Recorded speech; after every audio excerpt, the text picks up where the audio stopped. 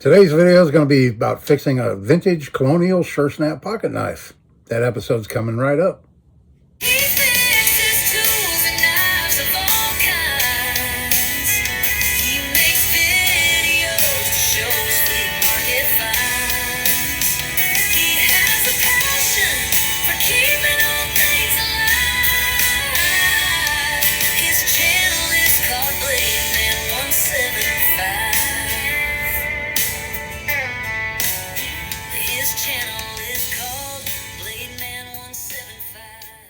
Hello everybody, and thanks for coming back for another video. This is Dave and I'm glad you're with me. Joining me out here in the shop today while we set about to fix this pocket knife right here. I picked it up a while back at a flea market. I got it really cheap because it is broken. The gentleman didn't know it was broken. He thought that it was supposed to do this. You push the button and the blade flops out, and he thought it was kind of a flipper knife. When it's in the open position, it has this much play in the blade, and the spring is broken down inside. So we're going to take this knife apart and take a look at it, see what's causing all this looseness in it, and see if we can't go about repairing it.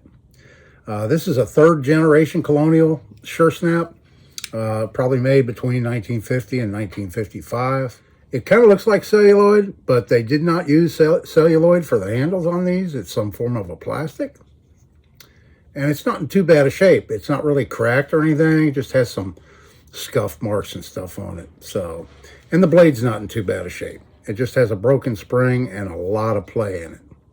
So we'll go ahead and get this knife apart and see what it looks like. Okay, I love a good challenge, and this certainly fits the bill. So I cut it apart, and in cutting it apart, I'll show you what I did, but I can fix that. So this is my first time inside a sure snap. I've repaired Switchblades before. It's basically the same. The spring retainer is different from ones I've worked on in the past. Normally, this is the broken spring right here. And you see that little dip in it on this piece of spring that's left. It fits in there, but normally there's a pin that goes in there to hold them on ones I've worked on in the past. This one here was actually retained with a little brass tab right here that when I cut the knife apart, I actually cut that little tab off that held the spring in place. But I can solder a brass rod in its place and fix that no problem. The challenging thing is going to be on this knife is going to be making the spring and getting it to function properly, because I don't want to have to take the knife apart and put it back together and everything, keep trial and error before I get it to work. So a little bit of rust here and there on it, not too bad. I've definitely seen a lot worse. Hollow bolsters, they're a little bit rusty on the inside, as you can see. I'll get all these parts cleaned up, and then I'll get to work making a spring, and then I'll come back and I'll show you the progress.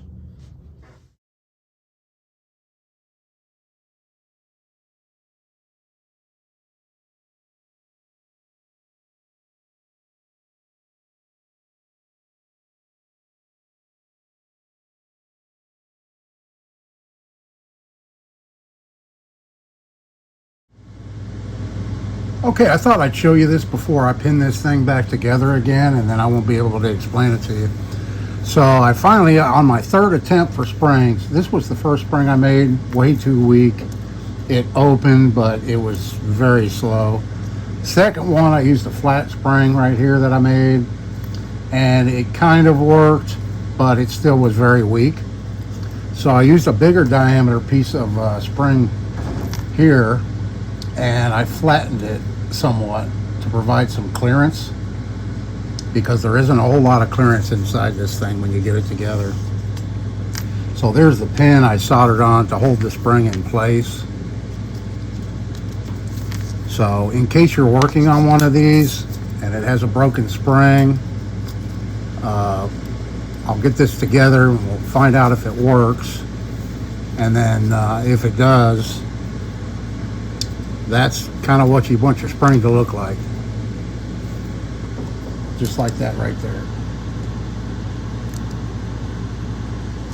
the length, everything is very critical because you just do not have a whole lot of clearance inside here. Let me put these parts together and I can show that to you. I'm trying to do this one-handed here.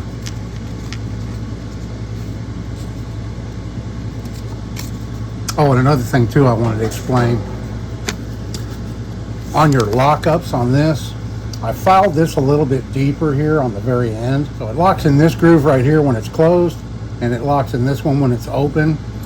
And quite a bit of play in there. I filed it a little bit deeper. I think it's still going to have quite a bit of play. It's pretty mangled from being opened and closed so many times over the years. But we'll see. It's probably going to have some play in it, but I'm not going to worry about that. But yeah, when you get this together, let me show you. So when you put this in, it's got to fit in that notch right there. So there it is in the locked closed position. Really hard to show you, but once I get it together, it'll be impossible to show you. So I was going to try and get this. So I'm trying to show you right now.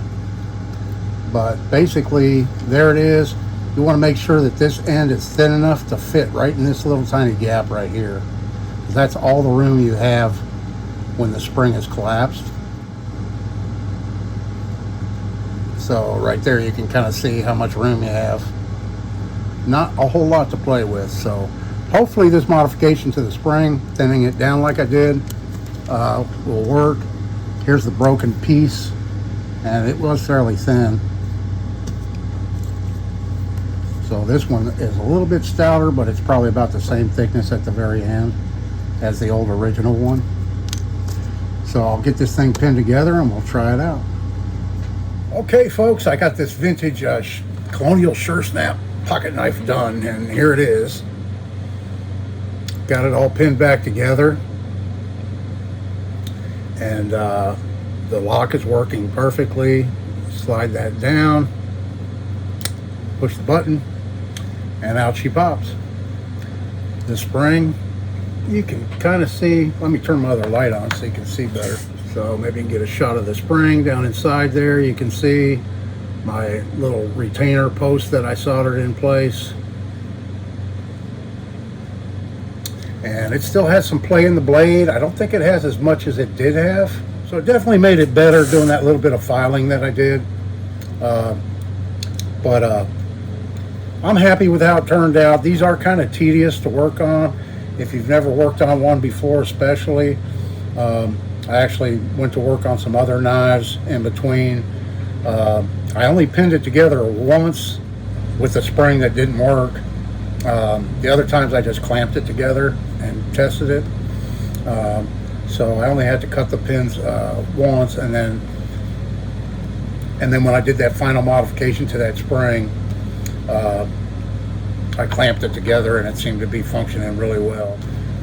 So there it is, our vintage Colonial Sure Snap. I'm going to call this one done. I thank you for following along with me. I know this video isn't going to be too long, but I'm going to include it in my knife repair playlist. Check out those videos if you haven't already for more repair tips and ways that I work on pocket knives. Thanks so much everybody for watching. I hope you're having a great day. This is Dave. See you in the next one.